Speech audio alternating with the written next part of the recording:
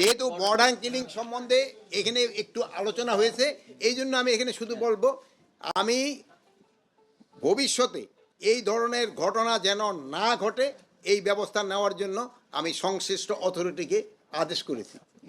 এবং আমি আশা করব ভবিষ্যতে এই ধরনের ঘটনা ঘটবে না।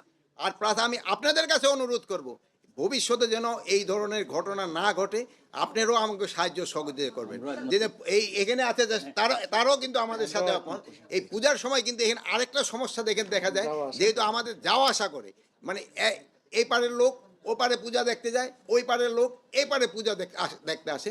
আমি এই জন্য এখানে সবাইকে আমি অনুরোধ করেছি যে এবার যেন আপনারা বর্ডার বেল্টে ভালো ভালো পূজা মণ্ডপ করেন, যেন আমাদের লোক ওই পারে যেন না যায় পূজা দেখার জন্য, আর ওই পারের লোকও যেন এই পারে না আসে এইটার ব্যবস্থা নেওয়ার জন্য। আর এই ব্যাপারে আপনাদেরও কিন্তু আমাদের